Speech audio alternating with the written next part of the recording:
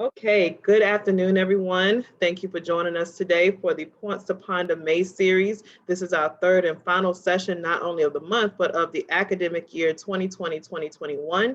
I'm Dr. Tamisha Price Brock, and today's session is going to be a sequel to last week's session on preparing for the junior and senior recital. Today's session is called Promoting Your Junior or Senior Recital, and we're going to provide helpful tips for music majors as to how to market and get the best audience, but also the best production for their junior and or senior recital capstone project.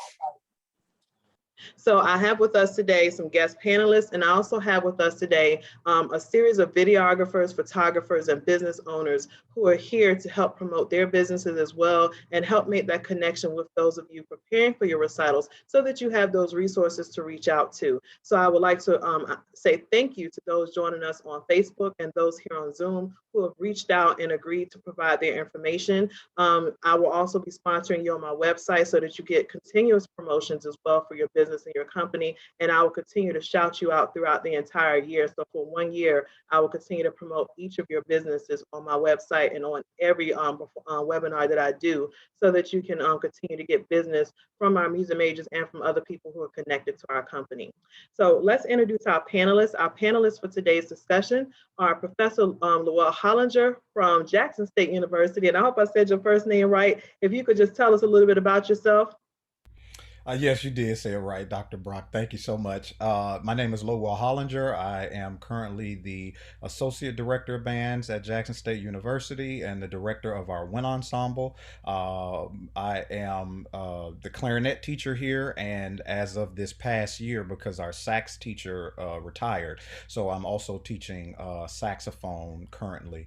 Originally from Miami, Florida, I have degrees from Jackson State, LSU, and trying to finish up this terminal degree at USM.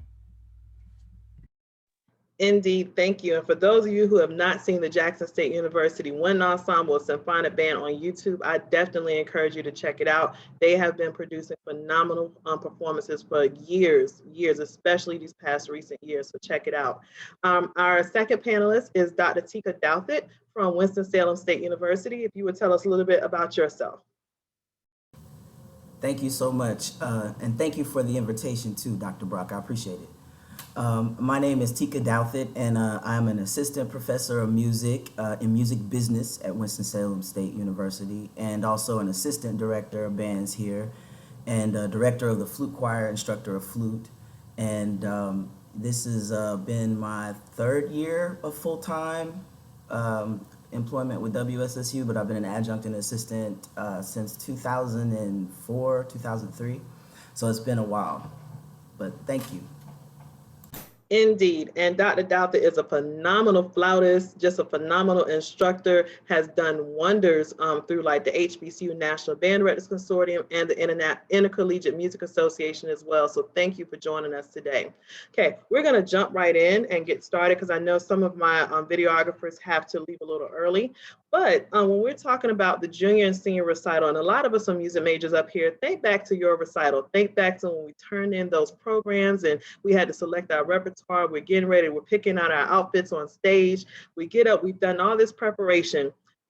That's one thing. But I want you to take a moment and think about what you saw when you looked out into the audience. Did you have a full house? Did you have a half a house? Did you have a few people here and there? Were the music majors there because they were required to be there? Was your family there? How was your audience? And now thinking about that, think about some things that you would have liked to have seen if you did not have a full house. That is the purpose for today's session today. So the first question is, how important is marketing and publicity for our junior and or senior recitals? And Professor Hollinger, I'll come to you first. Well, thank you again for this opportunity. And so, my opinion with that is it is very important for you to publicize yourself in general, especially as a musician. And when I would say, were coming up, we didn't have the tools that current students have to try to publicize. Only thing we could do is use Microsoft Word and try to put together a flyer and put it around the department and maybe inside your student activities, or you know what I mean, where you know all of this, the CAF, those kinds of places. But now we have this amazing thing called social media.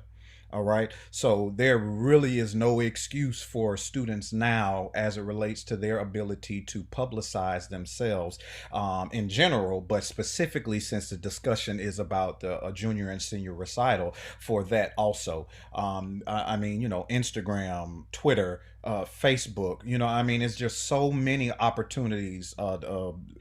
What's the other one? Snapchat. I mean, all of these many opportunities that they have that we couldn't even fathom when you know we did our junior and senior recitals.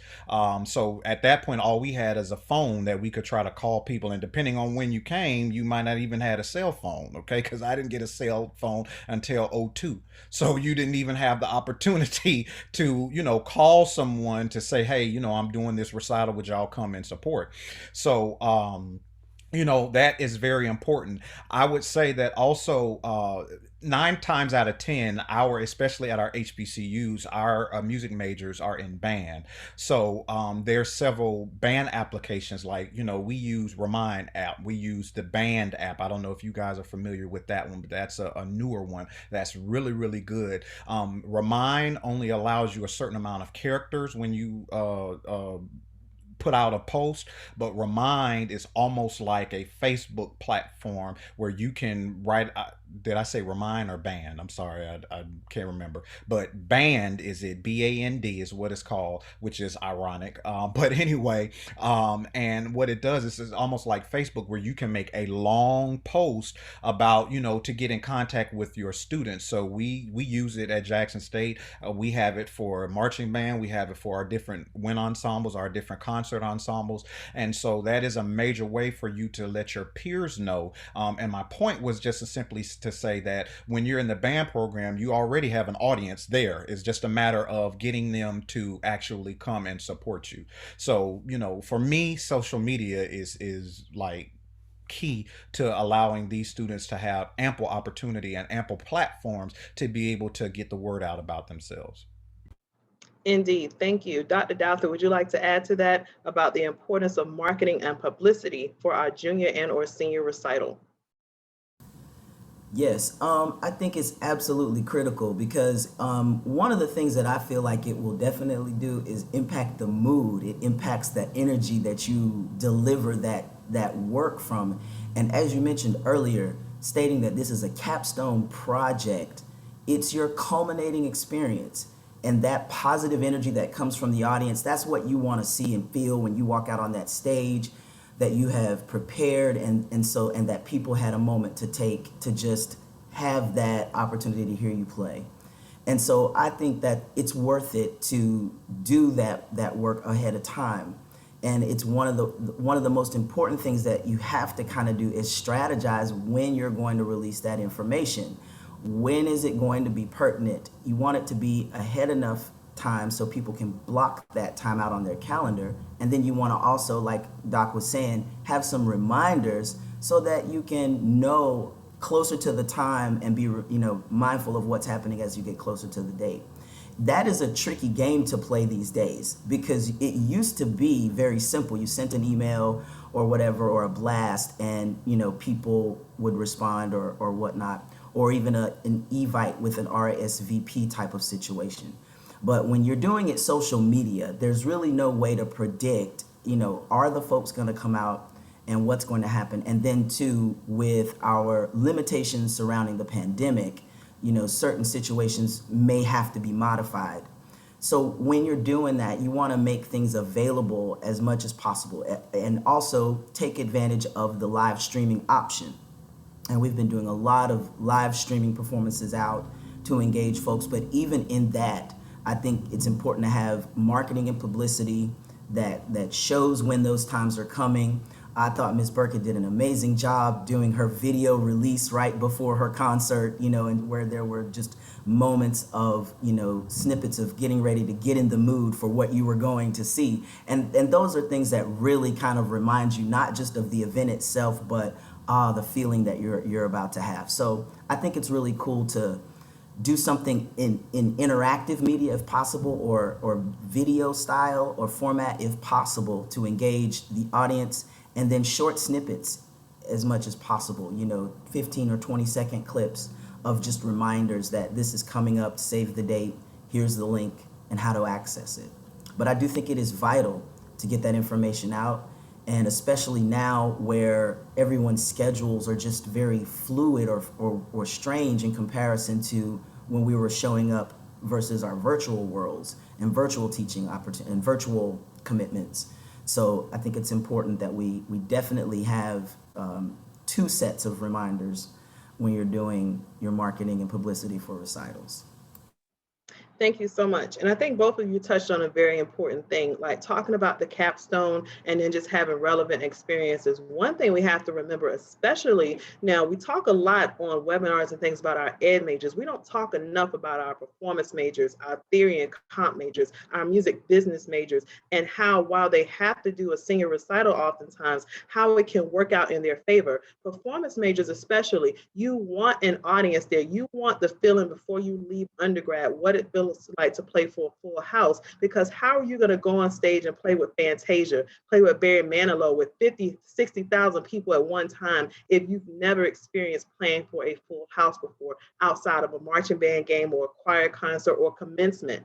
So it's very important that you will want to market yourselves early and often and get those experiences, and not just for the capstone. Start marketing early for your recital hour. If you're playing on a Thursday at 1 p.m., have your friends come out, have your band members come out and support you, your section leaders come out and support you, have your choir people come out and support you. Ask your professors to come out and support you in these hours, and then say, hey, if the English comp students come out, will they have extra credit if they write a journal article about my performance?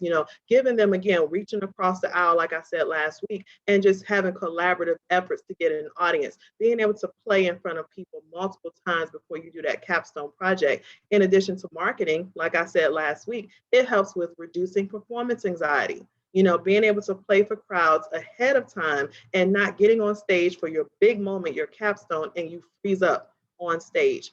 So marketing is very important, which brings us into, we've answered multiple questions in each of your responses, but I want to get our videographers and photographers in on the conversation a little bit, because I know some of them do have to go. When we're talking about promoting ourselves and we're talking about our students, I would like for you, each of you, to just take a brief moment, just very briefly, and when I come around, I want you to give us a little bit of information about yourself and what services you offer, but most importantly, where you're located, so that people know how, okay, are there services near you or not? And then I want you to talk about, if we are requesting your services to market our junior senior recital, what timeline would you like us to adhere to for your calendar? How much in advance should we, reach out to you and book your services? So I'm going to start with Mr. Broden first. If you could just tell us briefly about yourself, the services you offer, and what your suggested timeline is if we want to use your services.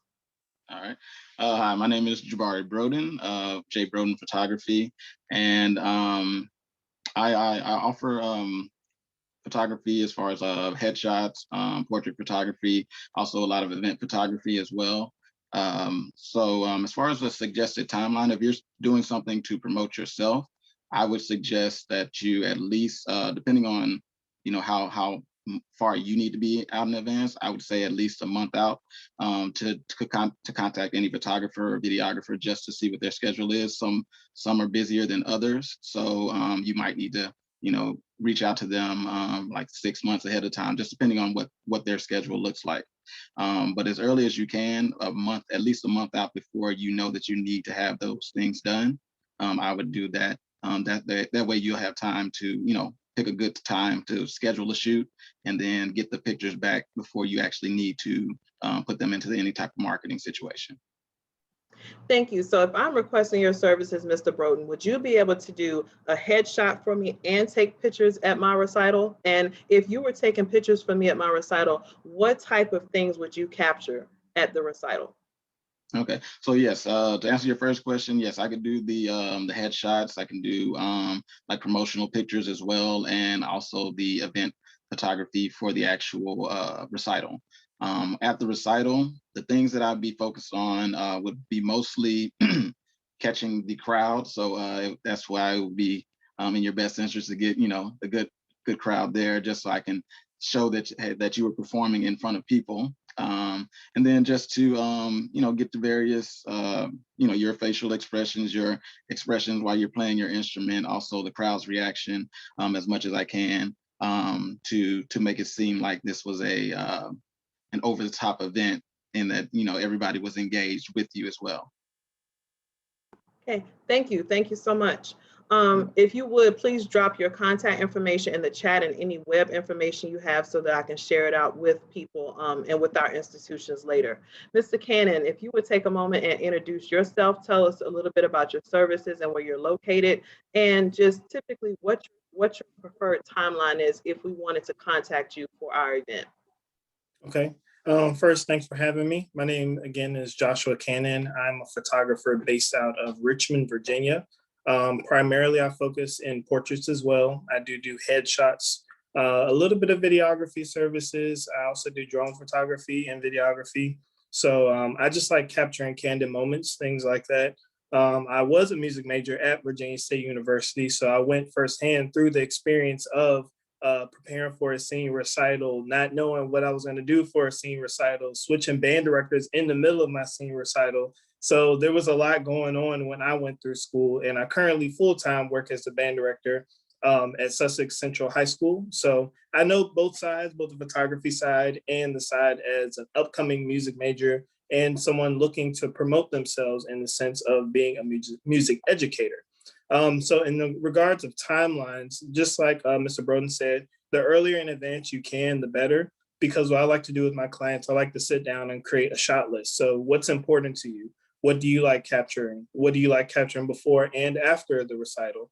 Everybody has a different vision of what they would like to be photographed and or videotaped. So just sitting down, being able to not be rushed, and we can make changes and get a better idea of my client is what I like to do. So as early in advance as possible, a month, 2 months, if you can, that just makes the experience a lot easier because I like to be able to be there, but not be there. So I should be able to do my job and know what you're looking for without having to interact with you, because you really can't. While they're up on stage performing, it's kind of hard to ask, okay, what song are you about to play next? What song's coming up next? Or are you doing any type of duets? Are you going to change instruments? Things like that matter to me because I know those are things that I wish that I had when I was going to prepare for my senior recital. And just being able to create flyers and things like that, that's very important as well. I had a cell phone picture that I made a flyer on I believe it was Google Docs or something like that, back when I did my senior recital. So if I had better promotion, I feel like I would have had a better turnout as well, like Ms. Brock said. That's very important when it comes to promotion. So that's a little bit about me, and just happy to be here and being able to communicate with all of you. Thank you so much. And Mr. Cannon, if you would drop all of your information in the chat as well, and I'll make sure we share that out and get it on our website as well. Mr. Morris, if you could briefly tell us a little bit about yourself, where you're located, the services you provide, and what your suggested timeline is for working with clients getting ready for their recitals. Good afternoon, everyone. I am Dwayne Morris of Dwayne Morris Photography, located here in Richmond, Virginia. I'm only a short flight or drive away from your location. I'm willing to travel wherever to meet your needs. I would like to have, again, like the other photographers and videographers have said, at least a month notice for your engagements or opportunities, for the opportunity to talk and discuss your vision and plan for your performance or for your branding sessions. I do provide, again, your headshots. I do your event photography and videography for your events as needed. You can see my work at DwayneMorrisPhotography.com or on Instagram or Facebook at Dwayne Morris Photography to check out some of the things that I have done and get a feel for my work. Also, if you have any questions, you can reach out to me there and we can provide more insight as to what you may need. Okay, thank you very much. And if you are in a position to do so, if you could put all of your contact information in the chat as well so that I may share it out after this session. I want to continue on as we're talking about just promotions and getting with photographers and videographers. I'm so thankful for the three that have joined us today. All three, I've seen portfolios, I've seen works, you've come highly recommended. So definitely reach out to these gentlemen for your needs. When we're thinking about the recital, we're thinking about promotions, and I'm going to give you a couple of things that I want you to think about towards the end, but I want to talk right now about you and your setup. For my panelists, how important is our physical image and the image of our performance space to our recital success? How is it, our grooming, what we choose to wear, how the stage is set up? Is the stage cluttered? What decorations we choose to use or not use? How are the audience seats, the condition of the seats for the audience, the temperature and climate of the room? How is all of that important, or how does it impact our recital success? Dr. Douthit, I'll start with you. For me, all of those things matter. The temperature of the room, particularly, has an effect sometimes on the instrument itself. It has an effect on how much condensation and moisture we'll have to manage. Intonation and how it will affect what we're doing with the piano throughout the night. So we want to try to make sure that it's a stable climate. I'm very particular OCD, so I like a clean, neat stage with nothing in the way, only what is needed. Standing if possible, as much as possible. And if we need to bring in chairs for ensemble logistics, then we can do that. But I think it's very important that you rehearse in the manner in which you're going to perform. So practice communicating with your accompaniment in the manner, in the style in which you're going to actually perform on stage, because we get very comfortable in our created rehearsal spaces, so to speak, in our classrooms and things like that, where we get together, and even in studios. And so when you get in the hall, it's like, oh, I have to look at you over my shoulder now, and this is a different angle, and we have to adjust. And so I think it's very important that you mimic as much as possible everything that you're going to do in performance. And practicing, performing, doing the seminars and things that lead up to that are extremely important. And I think even building it on the lower levels, if possible, through studio class and studio opportunities to perform for each other before you get to the departmental level is even a good chance to practice as well. So, but yes, absolutely want to mimic everything that you're going to do that day. And then I think it's also important that you take into consideration what you're going to wear, because it could also affect how you concentrate, if you're comfortable, how you're restricted or not restricted breathing wise, in your posture, as far as what you need to do with your arms. Playing flute, the instrument is way out here, and sometimes you have to be very careful that you're not wearing anything that's too restrictive or anything that's going to, fall off while you lift your arms. And, we have to be very careful and very mindful of things like that. And I also, always tell my young ladies, if you're going to get some special shoes, make sure that they need to be, you need to have them ready by the dress rehearsal, so that you'll know what it feels like to play in those all afternoon, that you'll be adjusted to the height, how it feels coming on and off stage, practicing walking on and off stage, because those are the moments when the nerves take over, and, anything can happen at that point. So footwear is to be considered, as well as making sure that you are groomed neatly. And we practice performing, so we know that, what's expected at the day of the recital. So the recital hearing, you should be well dressed, as well as seminars leading up to that, you should be well dressed. And then there won't be any, weird things happening on the day of. But, practicing everything as much as possible would be my biggest take.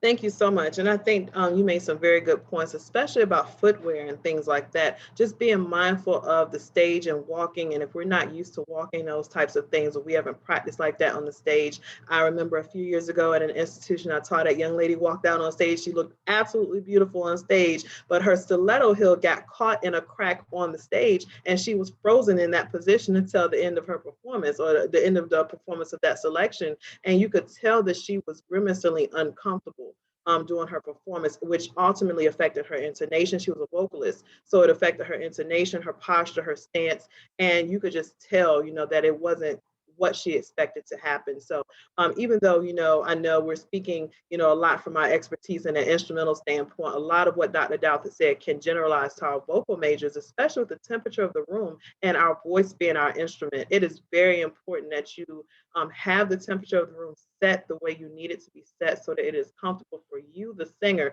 Yes, you want your audience to be comfortable, but you definitely have to be comfortable as a singer because the temperature affects your instrument, be it vocal or a wind instrument. Okay, Professor Hollinger, would you like to add to that about the importance of physical image and the image of your performance space? Absolutely.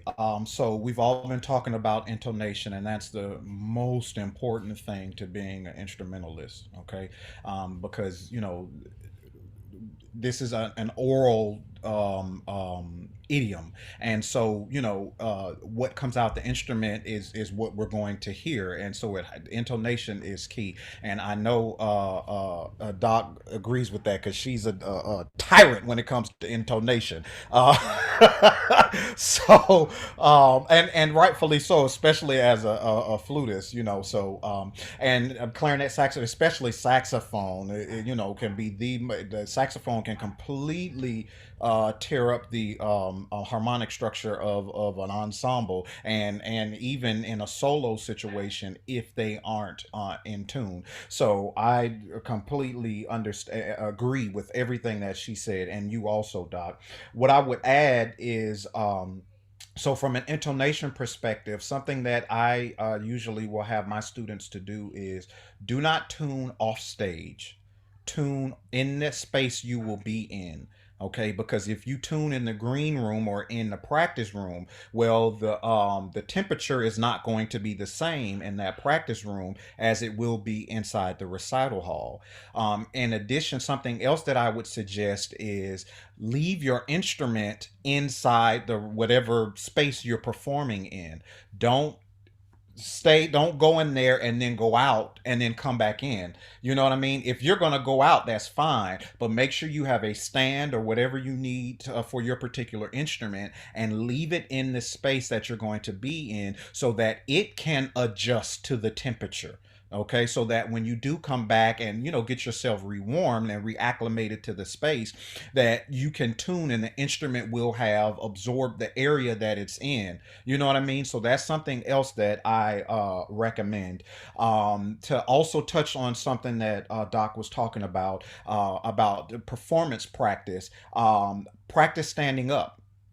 Now that sounds simple, but that's something that we forget to do until the day of the performance. You know what I mean? So that's something that, because when we practice, I know I don't practice standing up, so I practice sitting down. So, but what I do is when I know I have a performance coming up a week or two before, I'm standing up even in my practice sessions to ensure that, because and as crazy as it may sound, but it's completely different. It is completely different practicing sitting and and doing the same thing standing up, because you can stand up and do something and it's totally different, and you wind up tearing up stuff that you're not used to messing up, and that's just because you have to get adjusted to standing up versus sitting down. So I think that that's something that's very important. And to also kind of piggyback on what she was talking about what you're wearing, that is very important, and for me is one of the most important things, because as you know, what we're doing is all about our air.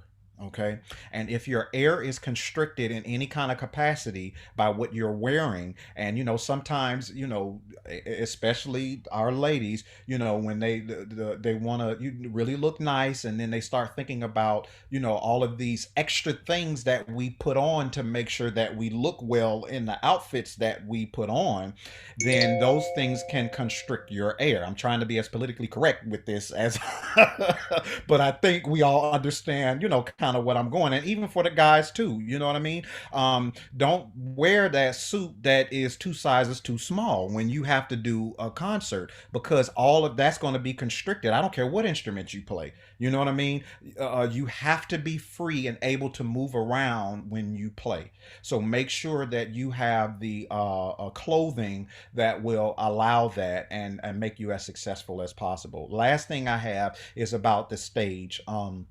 I agree with Doc again. They're very important. I'm an aesthetics person, and I don't want a bunch of stuff on the stage, but I do want some, at least maybe a flower or something. I don't want it to just be just a blank stage. You know what I mean? So just something up there to kind of add a little something to the perform or to the appearance of the stage. So that's all I have.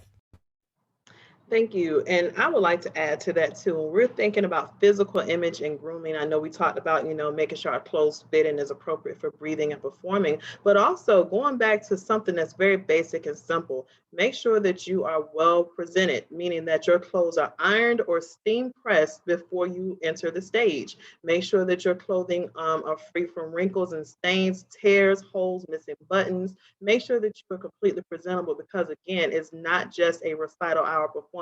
This is your capstone professional production. And so you must treat yourself as if you are a professional musician walking out to perform on stage, be it singing or performing. Even if you're a theory and comp major and you're out presenting works that you've composed or works that you've synthesized and you're presenting your electronic composition, even in that instance, you must still represent yourself in a professional manner because you could be someone's A&R one day. You could be someone's, producer one day, and you want to make sure that you practice for the job that you want and dress for the job that you want, not the position that you're currently in.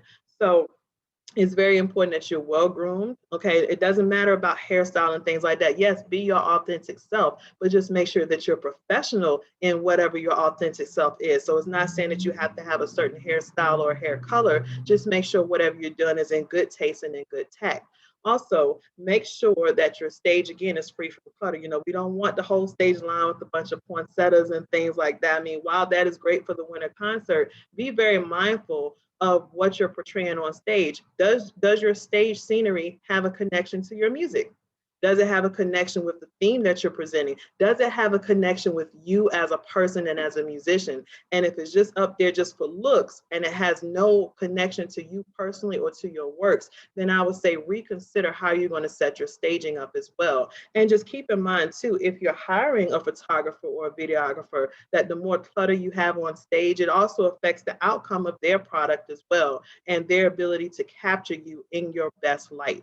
So it's very important that you think about physical image and your stage image, performance stage as you're going. Make sure that there's no tape or no bubble gum on the seats, that's visible, in the auditorium. And no, that's not your responsibility, but it is a conversation. You're performing in your performance space. So you will want to have a conversation with facilities to make sure that they're representing you well and that your arena is set up the way that makes you comfortable. So get with your advisor, get with your applied instructor, get with facilities and your department chair and say, hey, how can we make sure that the space represents the best version of me and what I'm trying to do in this space? I know that there are several professional pianists that will not touch a piano in a performance hall unless it's been tuned perfectly, unless it's a specific brand of piano. So you have to have that same type of specificness or specificity. I'm going to use that as a word today with what you're trying to use as your professional performance. And I'm sure that my photographers and videographers would agree with me because they're trying to capture you. They're thinking about making sure there are no shadows in the image. They're making sure that the lighting is just right. And so the same type of care that they're showing in that we have to show for ourselves as well. Okay. The final point I would like to make today, and I'm going to include my photographers and videographers in this as well. What should we do when the performance or the recital is over? What should we do? Should we just bow and go and be done? What should we do when our performance is over? And I'll start with Professor Hollinger and we'll go around the room. Just what are some things we should consider? The performance is over. Is that it for us, or how should we follow up from that recital? So for me, generally, what I do is with my students is, congratulate them on a job well done, even if it necessarily wasn't. But that's a story for another day. But congratulate them on. But if they come out of my studio, I don't let them get on stage unless they are 100% prepared. But needless to say, congratulate them on what they did and let them take a break after then. After that recital is over, I don't want to talk about what happened, how it happened, what things, could have been different. Because I take notes. I have an iPad. Have all of their music on my iPad, and I'm one of those. So I'm looking at the music as they perform, and if it's something, I'm circling it so that we can go back and discuss it. The majority of us have ed majors, but that still does not mean that they don't have performance as an opportunity, after college, because we all know, all of us perform in some community band, and you still want to make sure that your skill set is to a level that you can still be successful even in a community band. So because of that fact, I still give them pointers after the recital is over. But when it's done, just take a break, kind of just accept what you have just done and the work you put in to make this event happen, and then let's get together next week and to kind of discuss things that could be better, or just things that kind of happen within the recital. But within that time frame of us not actually talking about the recital specifically, since we're kind of discussing the marketing and the videography and all of that kind of stuff, well, that's when I'm like, well, if they did have a videographer, well, now let's get with that person to kind of see what the product that's going to be put out. I'm not a fan of a highly manipulated videos.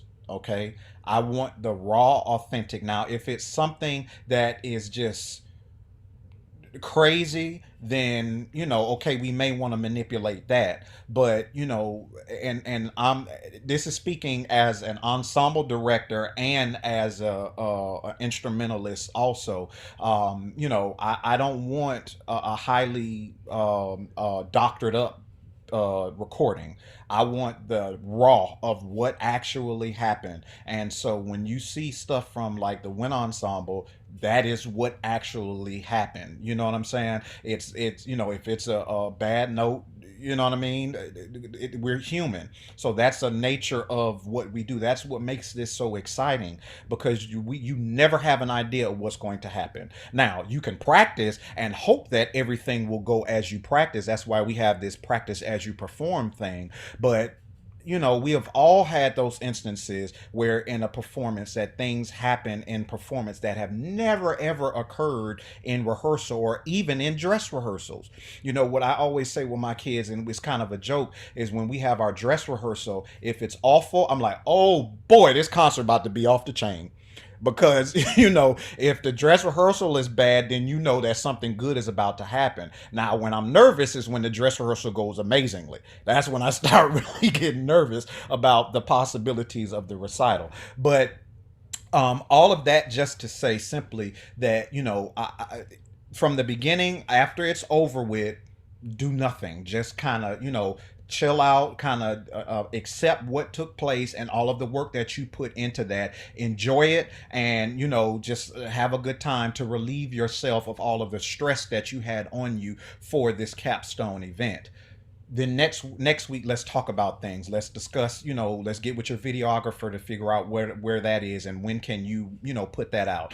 Get with the with your photographer to make a decision on what the pictures are, the best ones that want to get, and put those out. And then get with your applied instructor to kind of determine what were some things that kind of happen, or what I mean, some things that will help you be better long term. Thank you so much. Dr. Douthit, would you like to add to that?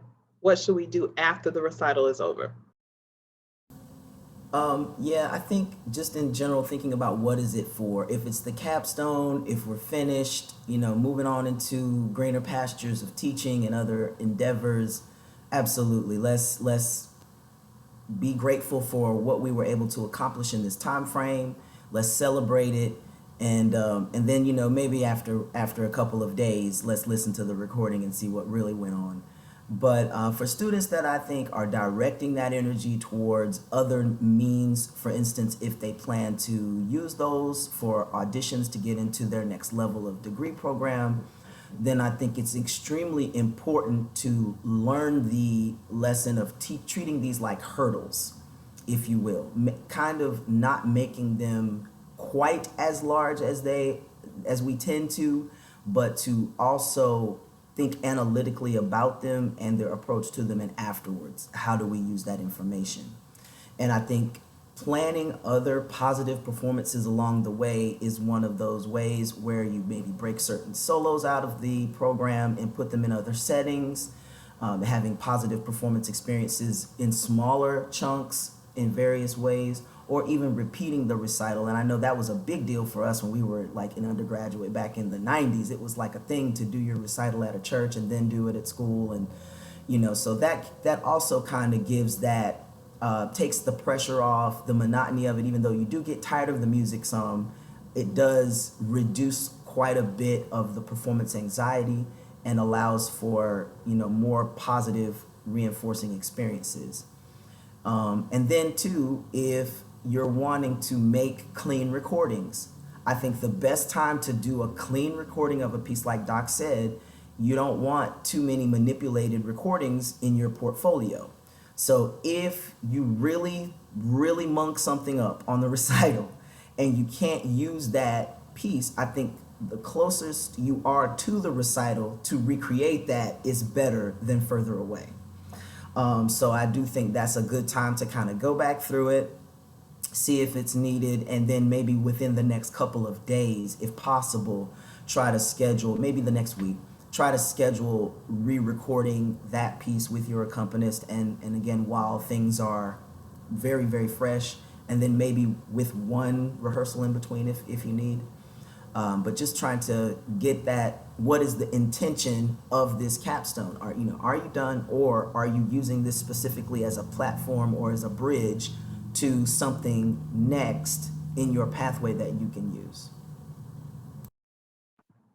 Thank you. Thank you. Mr. Broden, as a photographer, and I'm not sure if you do videography as well, but looking at what happens after the recital, what are some tips from the photographer standpoint that you would like for us to know if we're using your services? What should we be doing, or what type of contact should we have with you following our recital? Okay. So just being literal, right after the recital ends, one thing that a lot of performers they tend to do is get caught up in, the like walking off stage and they just hug people and then just forget that everybody still wants to see them, so they'll get to their groups and gravitate towards like professors and start talking in smaller groups, as opposed to standing in front of everybody, thanking everybody, and going through the I guess the pageantry of making it the ending the show properly for everybody else. So like just being literal, I would say that's one thing that performers should do, is just try to take as much time as you can without prolonging the whole event to stand in front of people, wave, smile, thank people individually if you can, if you do have the time, things of that nature. As far as any contact afterwards, what I would generally do, as soon as a performance or an event ends, I start working on the edits. So within about a day or two, I'll be back in contact with them just to let them know, okay, this is how many pictures, or or this is what I have of you, and then we'd go through them or schedule a time to go through those pictures and things of that nature. And then once if they do need to get it out immediately, then of course I can assist them with like setting up a gallery if they do need to do that, or just sending them the images digitally, so that they can play with them and use it for any type of marketing that they need to go forward. Okay. But I should generally within about 24 to 48 hours I get back in contact to get the ball rolling on what the next steps are. Okay, good. That's a good time frame too. 24 to 48 hours. Yeah, you don't want to completely forget that you've hired the photographer and videographer. And you made a very good point too. You want to soak it up. That is your moment. And I've even made that mistake once in undergrad. I'm done with the recital. I'm just ready to go home. You get off and you have so many people that want to see you and congratulate you. And you navigate to your comfort circle, so to say, and you don't, acknowledge the rest of your audience. So again, just good performance practices after the recital. Make sure that you stay around, collect your roses and things like that and your accolades, and then, continue on, but make sure you make those contacts. But one thing I would like to add that Dr. Lamont Lawhorn said on a webinar we did together, remember to say thank you. Say thank you. Someone say, good job, great job. It doesn't matter what you did wrong. They don't know that. You don't want to immediately start pointing out any mistakes you made about tempos and things. Just say thank you. Thank you about the performance, thank you for the compliments, thank you for being here. You want to acknowledge and just be grateful that you had an audience and that they truly enjoyed what you had to offer on the stage. Couple of things I would say as well. Make sure, we'll have to talk about this maybe sometime next year about acknowledging your accompanist. We may do some demonstrations and have some of my faculty colleagues, come on and demonstrate how to walk out on stage, where stand placement should be, where should you stand if you're a vocalist or instrumentalist, how to acknowledge your accompanist, how to bow, how to cue or conduct your accompanist in, how to conduct a cutoff, what happens if you play with a duet or a small ensemble. So we'll have some people demonstrate that in our series for next academic year. But those are some things we have to consider when we're promoting and preparing for our recital. But as we get ready to close, I want to leave you with a few important things. As you get ready to promote your recital, use all of your means. Yes, we have social media, but go back to the basics. Go to your hometown newspaper, go to the free community section and promote there.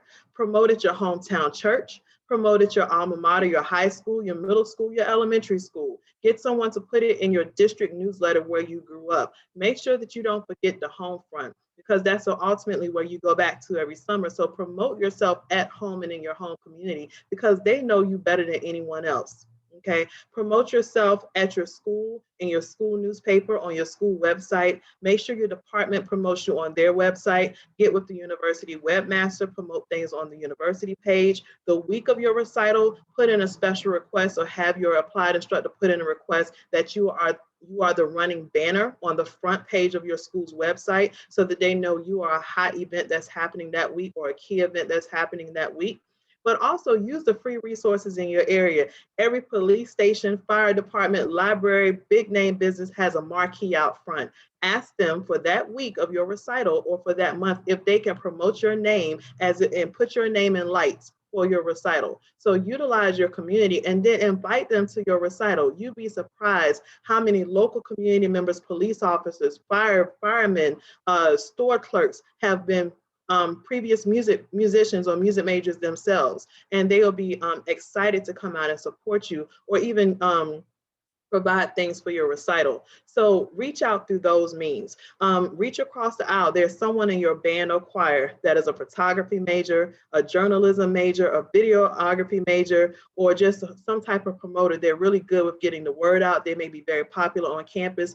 Work with those students to help promote your event. Work with those students to promote things in each of the dormitories, the libraries, the cafeteria, anywhere people reside and people communicate or commune, have them promote you in those manners. And then promote yourself. Be positive about your performance. Give little teasers or snippets, play little excerpts in front of the music building. Just stand out there with a stand and just start playing. Do your own one man or one woman flash mob, and just play a little excerpt from your recital. At the end of rehearsal, each band rehearsal, each choir rehearsal, when they ask if there are any announcements, say the same announcement every day. Don't forget my recital is coming up. I look forward to seeing you at my recital. Can't wait to see you. The more you say it, the more they hear it. They're going to want to be there and support you. So make sure you're promoting yourself using the new means of social media, but also using traditional means of your community newspaper, your church announcements, and your alumni pages, anything that you have back home. Use that to your advantage. Have your parents and your family members promote it at their jobs. So any opportunity you have to kind of put yourself out there, please do. And a lot of those opportunities are free.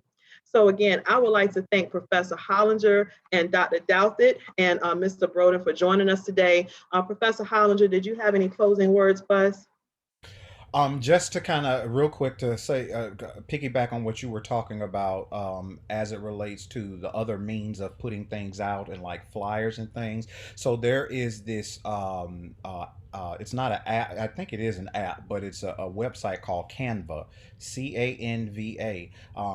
And anybody that's into anything, doing flyers or photography or any of that kind of stuff, I'm sure they know about it, and it's free. Now there is a paid subscription that you can do, but it is also free, and you can make your own flyers. I mean the program. I mean the site is amazing. The things that you can do, you can kind of put you if you see like 4 or 5 different options, and you can actually pull from all 4 or 5 of those different options and make your flyer based on that. You can upload PNG, JPEG. I mean, all of the standard, for photo kind of platforms. You can bring all of those in and upload those in and put them on these flyers. So I just thought that that was kind of important. That's something, we coming up, all we really had was Microsoft Word, so it was text and more text. Okay,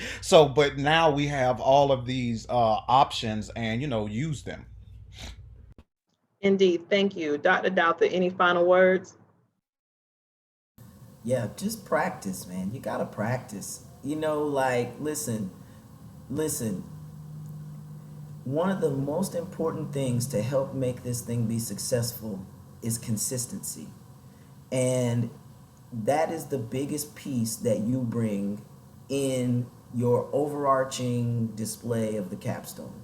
And so it's really important that you show and demonstrate that, because there's going to be an element or percentage of perfection lost just in nerves, just in concentration, just in the moment. So you have to practice in a consistent manner in which you are prepared, meaning that it isn't your first time 2 weeks before getting to the end of your piece without stops. That doesn't need to be on your capstone program. It's got to be music that you have well prepared, well learned, and are ready to use to demonstrate not only your area of proficiency, but to also well represent your department and your program. So practice, man, and practice the stamina levels that you need to play that entire program and to still have some wind left, because that's a different thing than what you're going to be doing. And it also will have a different sense of pride. You want to walk Indeed. away knowing you've done all you can do, for real. You're absolutely right. I know we cannot stress that enough. I think we mentioned that on every webinar, which is so important. Just proper preparation prevents poor performance. I mean, you have no idea the amount of nerves that just sneak up on you the day of a performance, even if you're the conductor, so it's very important, that practicing is a part of your promotion as well, is that you're promoting your practice. You're promoting to yourself the importance of practicing for your recital. But again, I would like to thank you all for joining us today for promoting your junior or senior recital. This is the last segment of our Points to Ponder May series. It is also the last segment of the Prodigious Music Concepts 2020-2021 webinar series. So we're going to take a break and do programming over the summer to be back with you in August for next school year. Upcoming events, just stay tuned. We have our summer music education series, which begins, session 1 begins on June 1st. Session 2 begins on June 15th, providing 4 courses, 1 in music fundamentals, 1 as a Praxis Core boot camp for all education majors, and a Praxis 2 boot camp for test 5113 and 5114 for music majors trying to pass the Praxis. These will run again in the summer in 2 sessions, session 1 June 1st through June 30th, and session 2 June 15th through July 15th. So for more information, I will have it on my social media pages, or you can grab the link on the website at www.pmconcepts.org. Also, we are in the process of getting ready to do some extra programming with professional development over the summer. We will offer a series of workshops as one-day workshops once a week on Wednesdays, and we'll provide more information about that on social media and on our website. So for those music educators out there who are looking for renewal credits or just CEU points for their portfolios, please stay tuned for opportunities to join us for a quick 1-hour workshops once a week to help you in a variety of relevant areas to arts educators. So once again, thank you for tuning in, and we look forward to seeing you next year with our new set of programming. Thank you.